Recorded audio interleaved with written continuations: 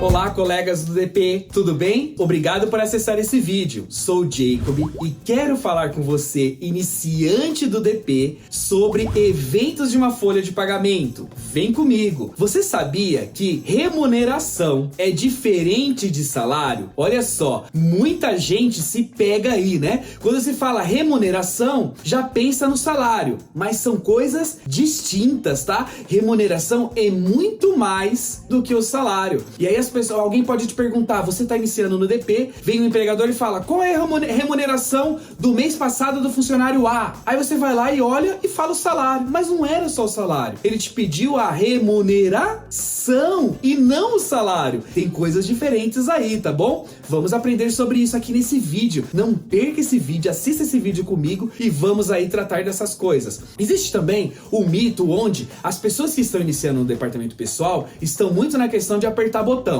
Então aprende a apertar botão sobre gerar folha de pagamento. E nisso vai se passando o tempo. Mas você já se perguntou quais são os conceitos dos eventos de uma folha de pagamento? É isso que nós precisamos aprender mais, aprofundar para ter sucesso nessa profissão e não ser um apertador de botão. Até porque, se mudar o sistema, como fica? Parece que tudo muda, tudo fica diferente? Não! Nada fica diferente quando temos conceitos dos eventos. Tanto faz sistema A, sistema B, ao final você vai olhar os relatórios e vai saber analisar. É isso que eu quero te ensinar. É isso que você vai aprender aqui me acompanhando. É isso que você vai aprender continuando neste canal. Fica aqui com a gente, se inscreva nesse canal, aperte o sininho, receba as notificações logo após nós postarmos os nossos vídeos. Iremos produzir aqui vídeos semanais, contextualizando tudo sobre a área de departamento pessoal para você, iniciante do DP, você que está fazendo o curso de gestão de recursos humanos,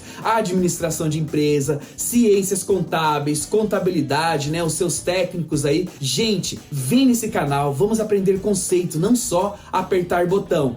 Alguém pode falar, mas na faculdade nós aprendemos muito conceito e falta prática. Aqui eu quero te ensinar a importância desses conceitos na prática, tá bom? Fica aqui comigo, não deixe de se inscrever nesse canal, às vezes a gente esquece, então já corre lá agora mesmo, clique. Se você gostar desse vídeo, dê seu like, é muito importante para nós o seu feedback. Nos inscreva, mande seus comentários também, coloque aqui também nos comentários quais são os temas que você quer que nós produzimos vídeos para você, e você vai encontrar vídeos produzidos aqui com o seu tema, não tenho dúvida, tudo bem? Compartilhe também esse vídeo com seus amigos que são iniciantes na área de departamento pessoal, tá bom? Vem comigo, vamos aí falar dos eventos de uma folha de pagamento, proventos e descontos. Nós vamos falar dos principais eventos de uma folha de pagamento, pois como você vai descobrir, ou você já sabe, são milhares de eventos e cada evento tem a sua incidência, né? Tem a sua particularidade. É isso que precisamos aí começar a abrir e entender, até porque se utilizarmos eventos errados em uma rescisão de contrato de trabalho, usarmos eventos errados numa folha de pagamento, os impactos são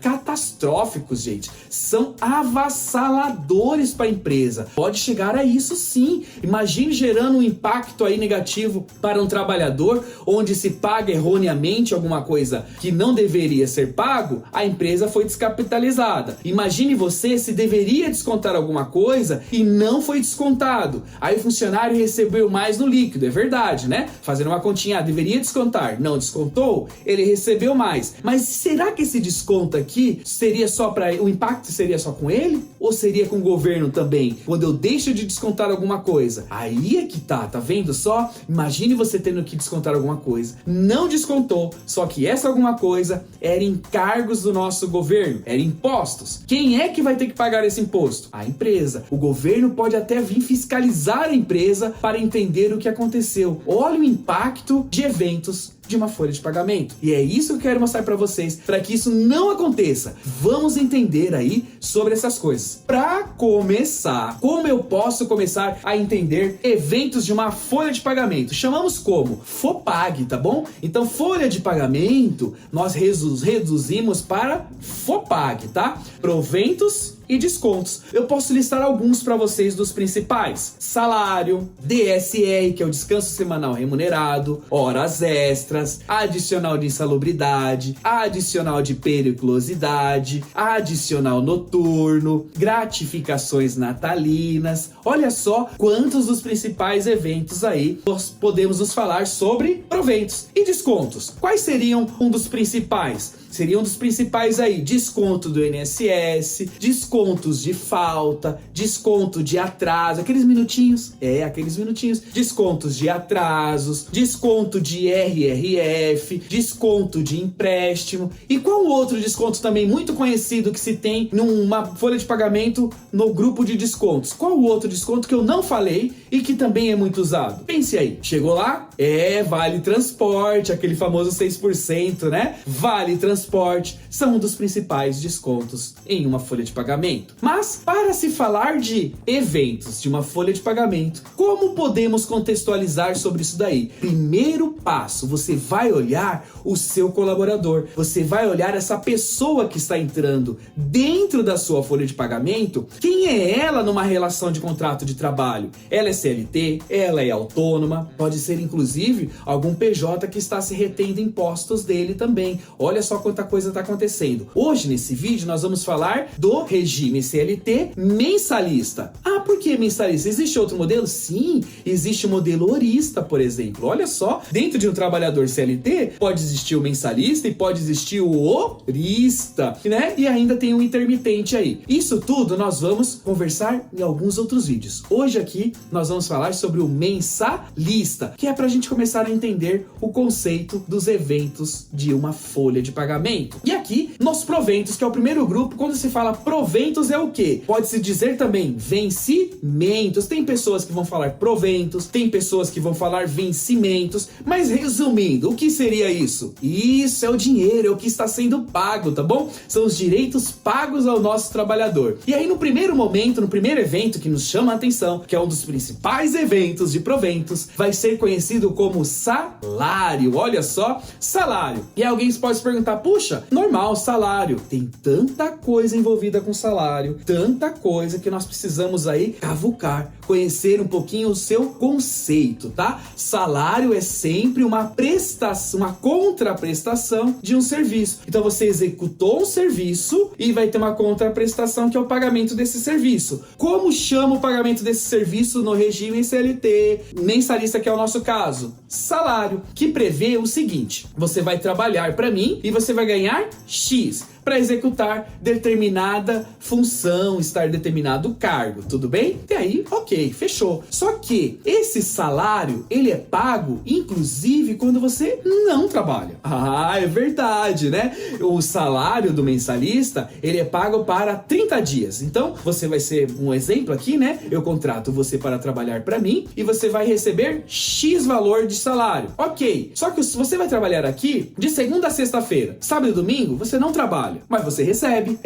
Tem muita gente que pensa: eu só recebo o seu trabalho, né? No mensalista estamos falando, tá? Não é bem assim. Você recebe também sábado e domingo. Olha só, você recebe pelos dias não trabalhados, que vai ter um nome específico para isso. Pra gente entender isso, a gente cai nas questões de carga horária. Então, o trabalhador mensalista, ele vai trabalhar até 220 horas. Sempre toma atenção no seu sindicato da categoria, tá bom? Sempre vai tomar atenção ali, mas você vai poder trabalhar até 220 horas dentro de um determinado mês, que vai ser 44 horas por semana, que chamamos de horas semanais. Então você pode trabalhar até 44 horas na semana, que vai dar 220 horas no mês. E aí, ok, tá bom? Então as pessoas podem fazer uma carga horária para você de segunda a sexta, mas vale sempre lembrar, dentro de um mesmo dia, né, do dia, você pode trabalhar aí até as suas 8 horas, que as pessoas costumam fazer, né, para dar justamente as 44 horas semanais. Então ele vai dividir lá, vai colocar umas 8 horas diária trabalhada, que vai dar 44 horas no final da semana. Fechou. E aí você vai receber. Esse horário sendo de segunda a sexta, sábado e domingo você não trabalha, que aí você pode trabalhar às 44, 40 40 horas na semana e mesmo assim vai receber pelo sábado ou domingo, né? Você pode trabalhar de segunda a sábado e domingo não trabalha e mesmo assim vai receber também o seu salário de 30 dias. Importante destacar que quando falamos salário, e aí olha só quantas coisas vão acontecendo quando a gente começa a conversar sobre salário. E a gente poderia conversar muito mais, né? Mas todas as vezes que nós falamos de salário, nós vamos aí nos remeter também ao valor. Esse valor é importante destacar. Você vai observar que vai existir uma questão do mínimo a ser pago para essa função, por exemplo, tá? Esse mínimo a ser pago para essa função vai estar previsto na convenção coletiva da categoria. Isso mesmo. Então você que está em qualquer função, você que está trabalhando, né, dentro de qualquer função, você vai observar que o seu salário vem de origem de uma convenção coletiva da categoria. Essa convenção coletiva da categoria, nós vamos estar muitas das vezes preso no sindicato preponderante da empresa, tá? Atividade preponderante da empresa, isso mesmo. Existe aí os sindicatos que vai estar ligado à profissão, né? E vai existir os sindicatos que vai estar ligado à atividade da empresa também, tá? Regra geral, nós vamos usar aqui nesse vídeo hoje o sindicato preponderante da empresa, tá bom? E aí você vai olhar lá nesse sindicato qual é o piso salarial. E aí que vem uma questão que nós iniciantes aqui de DP, você que está aí entrando nessa jornada, nessa carreira promissora que eu tenho certeza que você vai ter, eu tenho certeza que você vai ser uma pessoa de sucesso, até porque já está buscando informação para isso, não é verdade? Todas as vezes que se falar salário mínimo, falou a expressão salário mínimo para você, você vai ter que saber que salário mínimo é o federal. Isso mesmo, salário mínimo é o salário mínimo federal. O governo federal determina qual é o salário mínimo. Isso quer dizer que todas as pessoas, regra geral, tá? Nós vamos aí cada vez aprofundando mais o nosso conceito, mas vamos por tijolinho. Regra geral, ele tá dizendo o quê? Todas as pessoas que trabalharem no regime mensalista no nosso país não vão ganhar menos que um salário mínimo. Tudo bem. E aí, nós vamos cair para os estados. As pessoas costumam dizer também, mas tem o salário mínimo estadual. Não existe a expressão salário mínimo estadual. Salário mínimo é federal. O estado tem sim também o seu piso salarial estadual. Ele quer dizer que dentro daquele estado, ninguém vai trabalhar por menos do valor também definido por esse estado. Então é um piso salarial estadual e não a expressão salário mínimo estadual. Essa expressão não existe, apesar de ser amplamente falada, mas você, iniciante aí do DP, você já começa aí a ter conceitos no que se fala, tá bom? É importante isso. Vai te fazer muita diferença no mercado. Nós estamos falando de piso salarial estadual. Aí depois disso vai vir um outro terceiro elemento, que é o mais próximo ainda do trabalhador, que é o piso salarial da categoria, que é o sindicato. Ele define qual é o piso salarial. Ele está mais próximo dessa categoria, ele está mais próximo do trabalhador. E esse piso salarial, muitas das vezes, vai ser maior ou igual o piso salarial estadual e com certeza é maior que o salário mínimo. Com certeza, tá bom? Então, alguém pode perguntar, nossa, as pessoas ganham salário mínimo? É difícil alguém ganhar um salário mínimo, pois justamente tem o piso da categoria que vai ser maior ou igual ao piso salarial estadual. O piso salarial estadual com certeza é maior que o salário mínimo. É uma escadinha que nós vamos subindo aí. E aí, definindo isso, então, o salário desse trabalhador, que é, no mínimo, o piso salarial da categoria. É isso que você vai ter que entender. E você está aprendendo aqui agora, que quando nós falamos de salário, definimos um salário, esse salário é definido pelo piso salarial da categoria. E você vai se basear agora, nessa regra geral, no sindicato que é preponderante da empresa, pela sua atividade, que está lá no seu CNPJ, ele tem lá um CNAE, Classificação Nacional das Atividades Econômicas. Tá bem no meio do CNPJ, ele tá dizendo o que a empresa faz, que é a atividade principal dela. Nós vamos chamar de sindicato preponderante. preponderante. Atividade preponderante. E aí vai ter a sua convenção coletiva. Olha só quanta coisa de salário. Definimos salário, definimos então que o salário é para pagamento de 30 dias. Por mais que você não trabalhe 30 dias, você trabalha menos, você pode ter uma folga no domingo por mês, você pode ter uma folga na semana, né? O que dá 4 folgas no mês. Então tem aí escalas de trabalho. Fechou, não é a nossa pauta hoje. Nós estamos falando do evento salário, esse conceito, tá bom? Isso é um conceito, mas isso vai começar a nos abrir agora todas as portas para outros demais eventos. Uma vez definido o salário, entendido todo esse contexto, nós vamos entender então que se a pessoa trabalha 30 dias para receber X salário, nesses 30 dias tem os dias que ela não trabalha. Como chama esses dias que ela não trabalha? Descanso semanal remunerado. Olha só, nós caímos num outro evento chamado DSR, Descanso Semanal Remunerado. Pois ela descansa, né? Ela descansa, por exemplo, um domingo no mês, uma folga na semana, né? Dependendo da sua escala. Então ela tem um descanso semanal remunerado. Aí vai se perguntar, puxa, então uma pessoa que recebe um salário, ele recebe o salário mais o DSR? Se no caso de mensalista, não, já está lá dentro do salário. O salário já compreende os dias não trabalhados, tá bom? Nesse contrato de relação de serviço, de prestação de serviço, a pessoa já te contratou, você vai trabalhar de tal hora, de tal dia a tal dia, e no final do mês você vai ganhar X valor. Quem é esse trabalhador? É o trabalhador mensalista, tá bom? Que recebe um trabalho pelaquela função desenvolvida, pelaquela atividade praticada, pelaquele cargo desenvolvido. Tudo bem. Só que aí vai aparecer agora um segundo evento. Qual é o segundo evento? Conhecido também hora extra, né? Hora extra, hora extraordinária. Vai aparecer quando acontece? Acontece sempre que a pessoa trabalha mais do que o combinado. Então nós já tínhamos definido um horário de trabalho, só que você passou do horário, chegou mais cedo ou saiu mais tarde, tá bom? E aí você trabalhou mais do que o combinado. Esse mais do que o combinado é chamado de hora extra. E aí existe uma particularidade. Qual é a particularidade? A particularidade da hora extra é a seguinte: a pessoa pode exceder o seu horário de trabalho em até 2 horas diárias do combinado. Então ela pode exceder até 2 horas a mais do combinado diariamente. Tudo bem, vamos continuar nesse raciocínio. Então você trabalhava, por exemplo, de X hora até as 22 horas, tá bom? De X hora até as 22 horas. As pessoas costumam fazer muito 8 horas trabalhadas aqui. Você trabalha 8 horas por dia. Tudo bem, é coisa comum, né? A gente costuma fazer isso. Vai dar lá suas 44 horas semanais, que vai dar as 220 horas semanais. Fechou. Só que nesse dia você trabalhou não só até as 22, você deu uma puxadinha mais. Você foi até meia-noite. O que aconteceu aqui? Das 22 à meia-noite, você excedeu o horário de trabalho? Excedi. Esse excesso no horário de trabalho significa que você fez hora extra, olha só.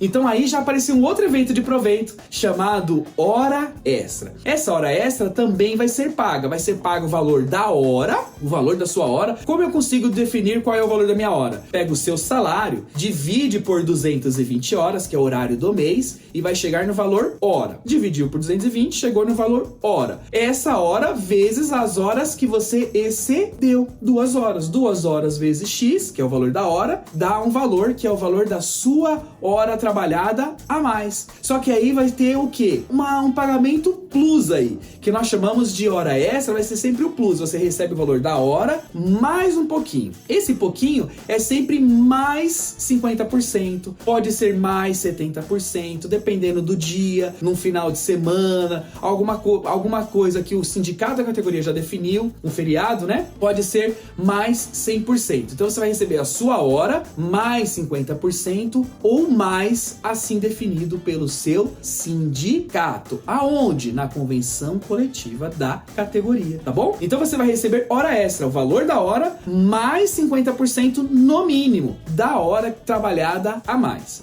E aí nós já falamos então da hora extra. extra. E o que acontece agora que você trabalhou agora entre 22 e meia-noite? Você está num período onde nós chamamos de hora reduzida. Por que hora reduzida? Porque o governo entende que trabalhar das 22 às 5 da manhã, o trabalhador urbano, tá bom? Urbano. Muita atenção nisso, anote aí. Trabalhador urbano. Trabalhador rural é outro horário. Trabalhador urbano que trabalhar das 22 às 5 da manhã, ele tá sendo aí, tá com a saúde, tá prejudicando a saúde dele. É prejudicial para o trabalhador trabalhar nesse horário. É prejudicial. Então a empresa deve pagar para ele algo chamado adicional noturno. Olha só. Então já apareceu um outro evento aí. Adicional noturno, que é pago 20% sobre a hora do adicional noturno. Então, além de receber, nesse nosso exemplo, né, horas extras, que são as 2 horas extras, ele vai receber, além dessas horas extras, mais 20%, que é o adicional noturno. Mas fica por aí,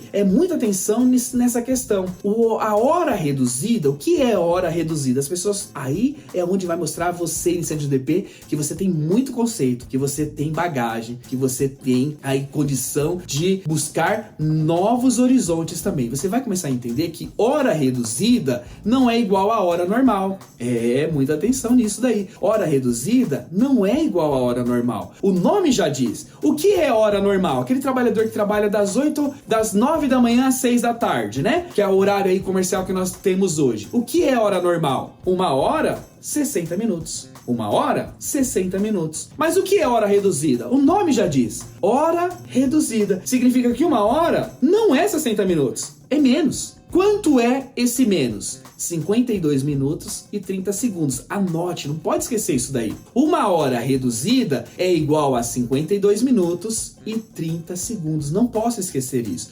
Mas por quê? Que diferença faz? Faz muita diferença. Muita diferença. Pois se o governo já entende que é prejudicial ao trabalhador trabalhar nesse horário, além de a empresa ter que pagar um adicional noturno mínimo de 20%, ele também vai procurar reduzir a exposição desse trabalhador nesses horários. Ele vai procurar reduzir. Como é reduzir isso? Fazendo a hora ficar reduzida. Então ele vai trabalhar aí, trabalhar efetivamente menos que um trabalhador diurno, mas vai ganhar mais do que esse trabalhador diurno como forma de compensação. Como isso? Como isso pode acontecer? Olha só, pensa comigo. Uma pessoa trabalha das 9 às 6, trabalhou quantas horas? 8 horas diárias aí, não é verdade? Trabalhou 8 horas e vai ganhar X valor. Uma pessoa que trabalha das 10 às 5 da manhã, das 22 às 5 da manhã, ele vai trabalhar quantas horas aqui? 7 horas. Só que o salário dele vai ser igual ao do trabalhador diurno. Sabe que ele, na mesma função, faz a mesma coisa. Um entra de manhã, trabalha, o outro entra à noite, trabalha a mesma coisa. Os salários são iguais. São iguais. Só que esse vai receber o adicional noturno, porque é das 22 às 5, ele já ganhou um pouco a mais. O salário é igual, já ganhou um pouco a mais, certo? Só que trabalhou 7 horas e o da manhã trabalhou 8 horas. Por que isso? Ele trabalhou menos, ficou menos exposto às condições de trabalho. Pois esses 52 minutos e 30 segundos, que você vai sobrando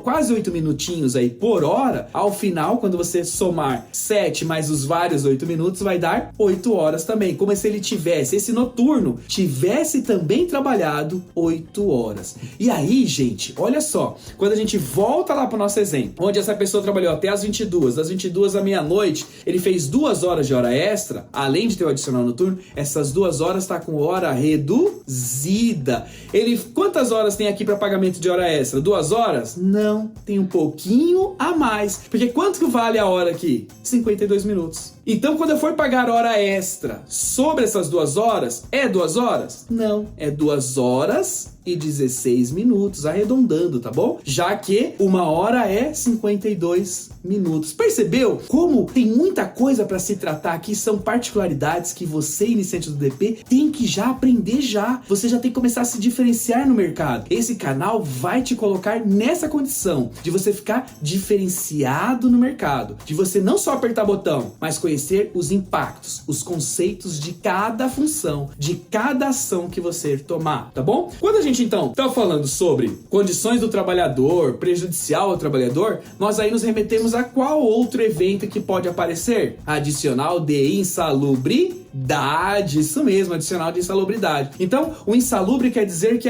o trabalhador ficou nocivo a algum agente que vai fazer mal à saúde dele, que então ele se torna insalubre. Um grande exemplo aí, profissionais da área de saúde, mas tem várias coisas, tudo que deixa ele nocivo, ruído, deixa nocivo, né? Vai atrapalhar a audição dele, tudo que é nocivo à saúde, que quando o funcionário, o colaborador fica exposto, ele vai ter está previsto numa portaria, tá bom? Vai estar previsto na portaria do Ministério do Trabalho. Aí a empresa tem que pagar um adicional de insalubridade, e vai ter níveis para isso, né? Vai ter menos gravoso, o mínimo, médio e o máximo, que a pessoa fica exposta a esse agente nocivo. Quando se falar nessas questões, nesses elementos, aí vai ter o adicional de insalubridade, que é pago sobre um salário mínimo, tá bom? É pago sobre o salário mínimo. Olha só as condições aí de qual é o percentual que é pago sobre o salário mínimo. Olha só, vem comigo. O adicional que vai ser pago vai ser quando tiver grau mínimo, 10% sobre o salário mínimo ou o piso da categoria. Quem define isso? O próprio sindicato. 20% se for grau médio, que ele ficou exposto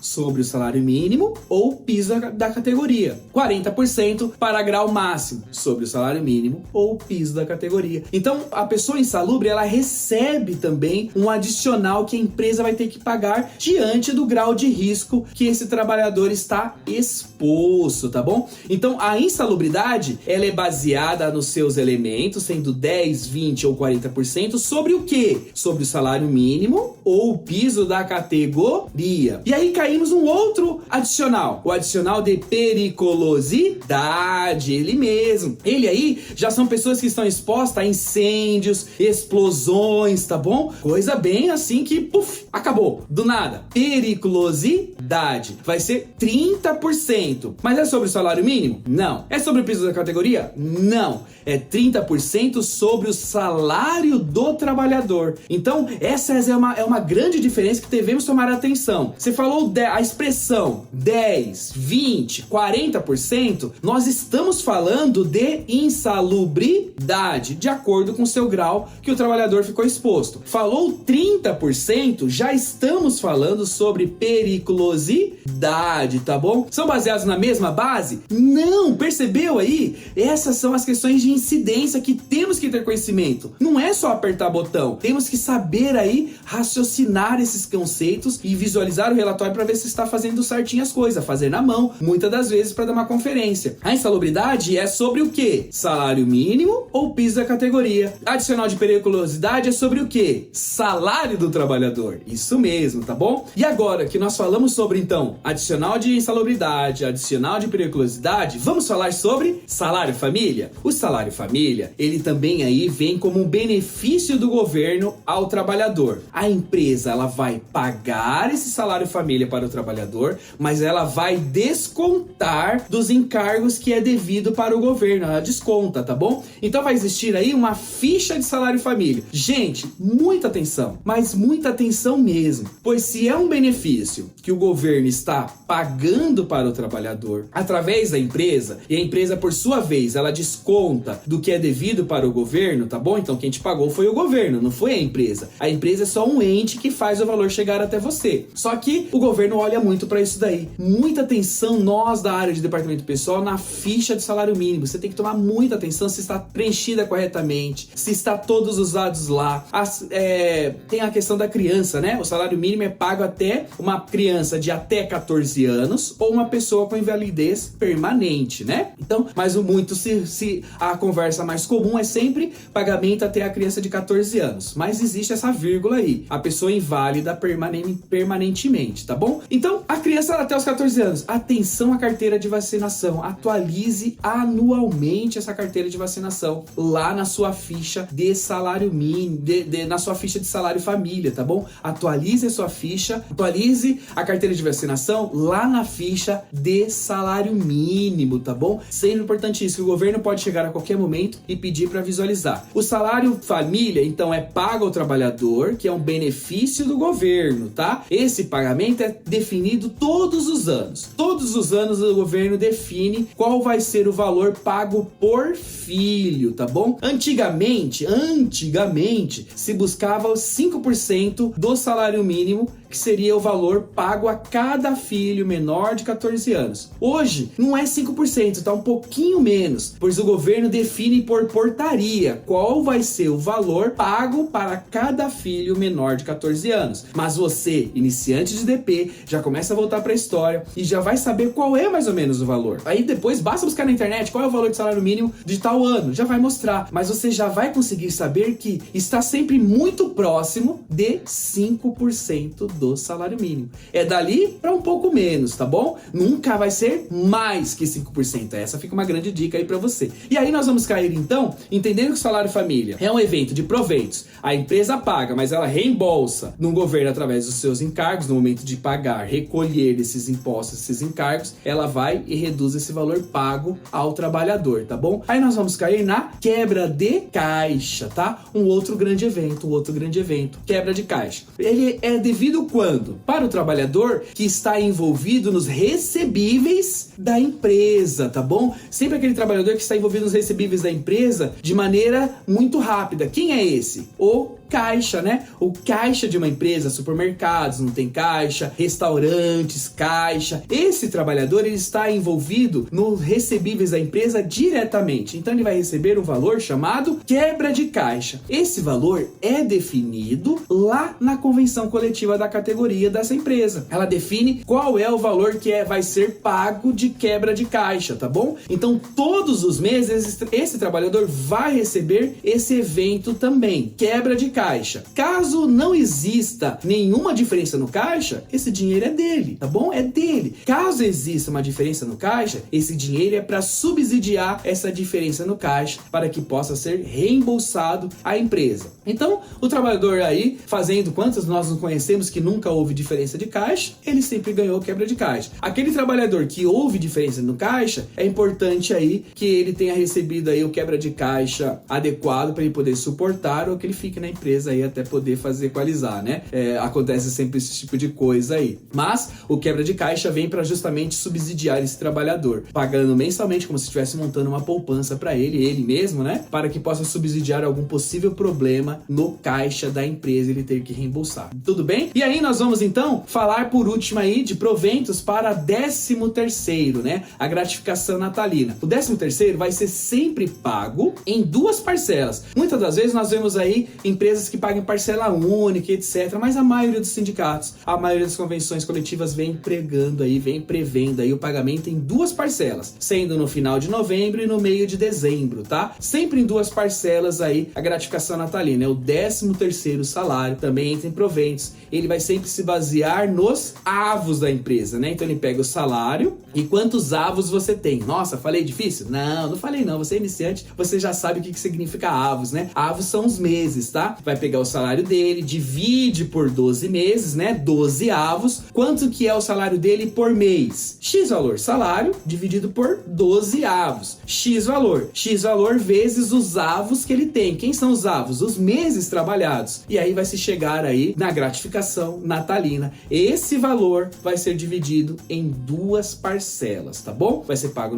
em final de novembro e meio de dezembro como gratificação natalina. E aí nós vamos agora buscar falar um pouquinho sobre os eventos de descontos. Vamos conversar um pouquinho sobre isso? Vem comigo. Já sobre os principais descontos, nós podemos falar sobre faltas, atrasos, INSS, IRRF, vale transporte, vale alimentação, empréstimos, né? Vamos conversar um pouquinho sobre eles? Podemos começar pelo faltas, né? Faltas. Então aqui o trabalhador tem faltas sem justificativas. Muita atenção, existe uma tabelinha que determina quantas faltas no ano a pessoa pode ter para que não tenha efeito, para que não tenha impactos no seu 13º salário ou ainda nas suas férias. Muita atenção, existe uma tabelinha que vai determinar se ele ultrapassar alguns limites, ele pode perder férias, ele pode perder inclusive 13º para faltas sem justificativas. Existe também faltas, né? Só pra gente contextualizar ainda, são faltas dias, tá? Então vai entrar lá na folha de pagamento, faltou um dia, faltou 2 dias. O lançamento é sempre faltas dias, o que é diferente de atraso, tá? Atraso são minutos, tá? Tempo de atraso. Então quando a gente fala faltas, é dias. Quando a gente fala atraso, é tempo, minutos, tá bom? Minutos. Faltas vai dar impacto, efeito em 13º e férias, pode perder. Atrasos, esse já não vai dar esse impacto em férias e 13º, tá bom? Não vai ter esse impacto, apenas faltas. Essa é a grande dica. Falou falta, muita atenção, muita atenção. Começa a orientar o trabalhador, olha, cuidado com as faltas sem justificativas. Você pode perder férias, pode perder dias de férias, pode inclusive perder depois no final até o 13º aí. Muita atenção aí, tá bom? E atraso, vai descontar os atrasos dele. Mas o que também pode aqui ter de impacto, além de descontar a faltas dias, né, ele perder o dia trabalhado, vai ser descontado o que também? O DSR. Isso mesmo, aquele que a gente pagou no começo, né? No começo do nosso vídeo eu falo DSR, descanso semanal remunerado, onde ele é devido quando se faz horas extras, né? Ele também é descontado quando o trabalhador falta sem justificativa. Também é descontado, né? Pois a empresa pagou o salário de 30 dias, ele faltou. Dentro do salário de 30 dias, não falei que já existia o DSR? Então agora ele faltou, vai ser descontado o DSR desse dia também. Tem os seus cálculos aí, comente aqui, fale as suas dificuldades, comente as suas experiências que você já passou com DSR proventos, DSR em descontos, comente aqui, compartilhe conosco também as suas experiências sobre isso, tá bom? Então, muita atenção, vai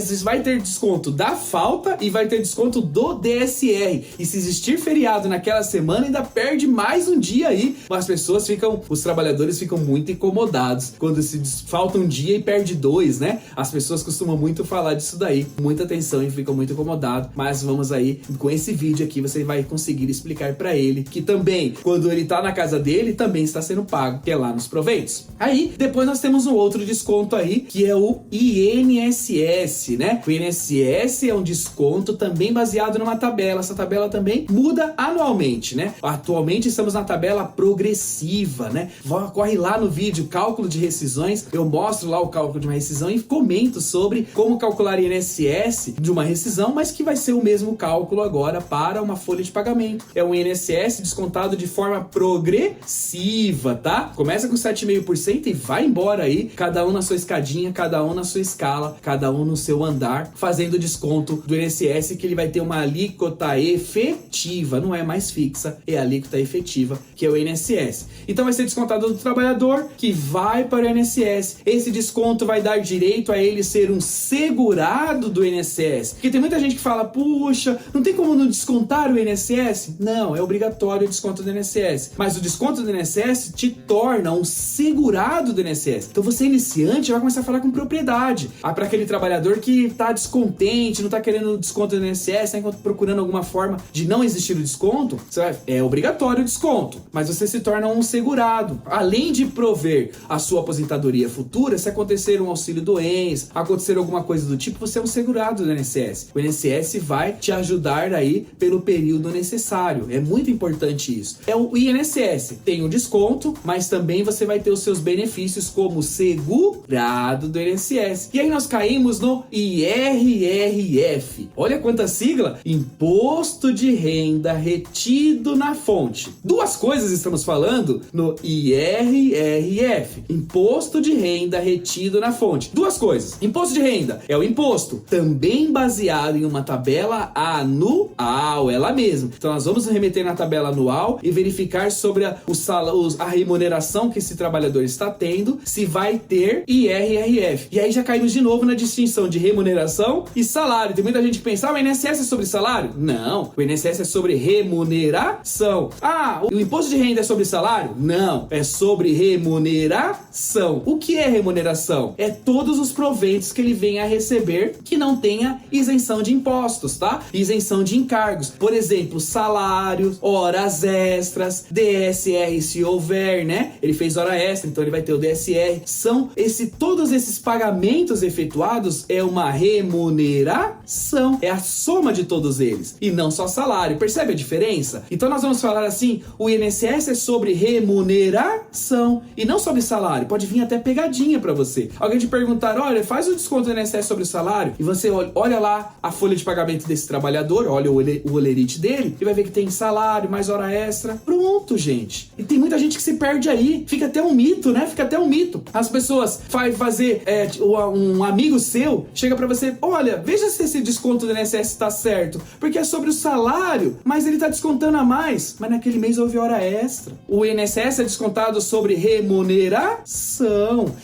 O mesmo se dá para o IRRF, Imposto de Renda. É descontado sobre a remuneração. Duas coisas que eu tava dizendo pra vocês. Imposto de renda, que tem a tabelinha, vai fazer o cálculo e vai ser descontado. Retido na fonte. A segunda coisa. O que é a segunda coisa retido na fonte? O que significa retido na fonte? Retido. Fica comigo. Fica aqui. Com quem? Na fonte. Quem é a fonte? Quem te pagou. Da onde sai o dinheiro? Da onde está vindo esse direito de você receber? É a fonte. Retido na fonte. Olha só. A empresa vai te pagar o seu direito e vai segurar o imposto de renda para enviar para a Receita Federal. Imposto de renda retido na fonte, tá bom? Ela tem esse nome. Então, todas as vezes que você ver a expressão retido na fonte, já sabe que a empresa vai te pagar também, descontar desse valor, e ela vai enviar para o órgão competente, tá bom? Um outro desconto que nós vamos poder falar aqui com vocês é sobre o Vale Transporte. Esse também, às vezes, aí gera um pouco de...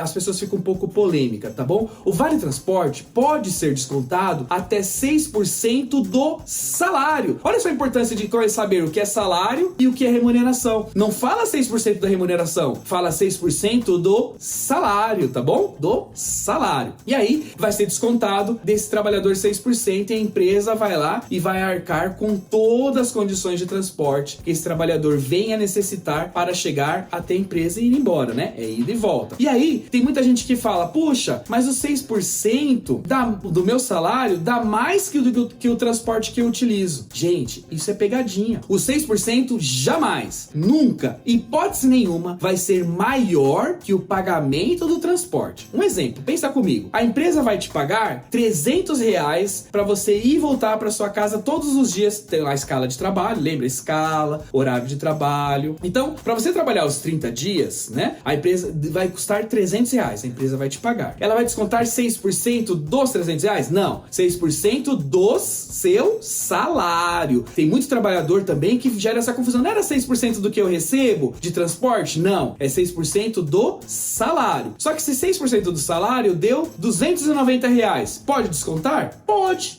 descontar. 6% do seu salário é 290. Ela te deu 300. Tá quase elas por elas. Mas pode. Agora, esse 6% deu R$301. Ela pode descontar? Apenas R$300. Os 6% de desconto é limitado ao valor do efetivo pagamento de transporte. Muita atenção nisso. Jamais pode ser a mais do que a empresa te pagou. Tudo bem? Esse é o Vale Transporte, tá bom? E aí, nós vamos cair no Vale Alimentação. Esse é um grande benefício, tá? Olha só, Vale Transporte é obrigação. Aprendam muito bem isso. Você aí que tá assistindo esse vídeo até agora não perdeu nada. Tenho certeza disso, tá? E eu vou te dar mais uma dica. Vale Transporte é obrigação, não é benefício. Obrigação é uma coisa, benefício é outra coisa. Obrigação é obrigação. A empresa precisa, é obrigada a te pagar. Benefício, a empresa pode ser opcional ou pode vir essa obrigação pelo sindicato, mas não pela legislação. Ou seja, se o sindicato de categoria no exercício seguinte mudar aquele benefício, não perdeu os funcionários que já tinham direito, mas novos funcionários pode vir a perder aí, pode ter uma grande mudança, tá? Mas benefício é uma coisa e obrigação é outra coisa. Agora, por exemplo, nas MPs, né? Os funcionários ficaram suspensos, não ficaram suspensos? E aí na suspensão, o que o governo falou? Olha, os benefícios devem ser permanecidos. Não falou obrigação, falou benefício. benefícios devem ser permanecidos. Percebeu a diferença? O quanto é importante eu saber o que é obrigação e o que é benefício, tá? Vale alimentação é benefício, assistência médica é benefício, tá? Não é obrigação. Então, é muita atenção a nós conhecermos essas distinções. O vale alimentação, ele pode também ser ou não descontado, não está previsto no governo. Vem dos sindicatos. Benefício sempre vai vir da convenção coletiva e lá vai determinar se pode descontar, se não pode descontar, mas caso venha descontar, vai ficar limitado a 20% do salário, tá bom? Fica limitado a 20% do salário, tá? Aí agora, por último que nós podemos falar é dos empréstimos aí, que nos remete até a outros vídeos que nós já fizemos aqui, cálculo de rescisão. Nós falamos agora no outro vídeo, prazo de pagamento de rescisão, e falamos sobre empréstimo. Então, empréstimos consignados aí, o desconto em folha de pagamento não pode exceder a 30% do salário da pessoa. Então, a pessoa fez o empréstimo consignado, seja com a empresa, seja com um terceiro aí, né, um ente financeiro, o empréstimo consignado não pode ultrapassar a 30% do salário. Existe uma previsão legal que bate 35%, tá? Mas esse 5% é se esse trabalhador tem alguma relação com o crédito desse empréstimo, tá? As taxas de crédito. E aí vai ter esse 5%. Mas para nós aqui, regra geral, põe na cabeça que o limite de desconto de empréstimos consignados é de 30% do salário do empregado, desse funcionário, desse colaborador. Então estamos encerrando esse vídeo. Espero que você tenha gostado. Curta esse vídeo, não deixe de dar o seu like, comente aqui, é muito importante para nós o seu feedback. Compartilhe esse vídeo com pessoas que são iniciantes na área de departamento pessoal, que querem ter carreira de sucesso, que querem ser promissores, que não querem ficar apenas apertando botões, mas querem sim se aprofundar em cada ação que ele vem a tomar, se aprofundar em cada botão que ele vem a apertar. Ele quer saber mais. Este é o canal e eu tenho certeza que vocês irão gostar. Comente aqui e fale quais são os próximos vídeos que vocês querem que eu produza e eu vou produzir para vocês. Fico por aqui e até mais.